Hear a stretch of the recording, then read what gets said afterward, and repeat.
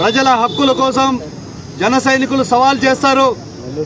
సమాజ శ్రేయస్సు కోసం జనసేన లడాయి చేస్తుంది. అన్యాయాన్ని ప్రశ్నిస్తే అక్రమంగా కేసులు పెడుతున్నారు.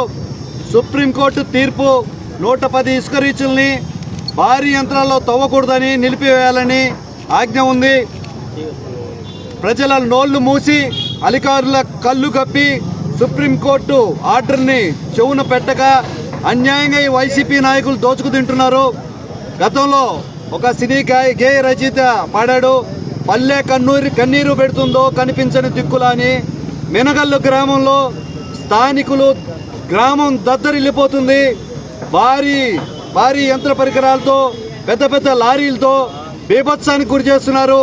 నదికి అడ్డంగా 1.5 కిలోమీటర్ బాట వేసి అక్రమంగా 40 అడుగులు మించి తవ్వుతున్నారు అని చెప్పి స్థానికులకు ఇల్లు కట్టుకోవాలంటే ఇసుక లభించట్లేదని ఫిర్యాదు చేయడంతో జనసేన పార్టీ అక్కడికి వెళ్ళి రద్దు చేసిన GSTతో జేపీ కంపెనీ వాళ్ళు తవ్వుతున్న ఇసుక అక్రమ రవాణాని అడ్డుకోవడం జరిగింది.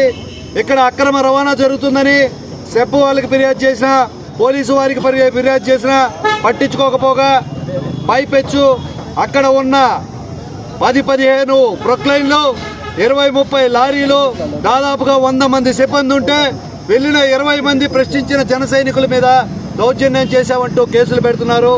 కేసులకు భయపడేది లేదు.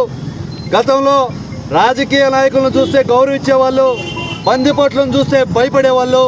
ప్రజలు వాళ్ళకి అన్యాయం జరిగిందని తెలుసుకున్న రాజకీయ నాయకులను చూస్తే బెంబేలెత్తిపోతున్నారు. వైఎస్ అక్రమ కేసులు కట్టడం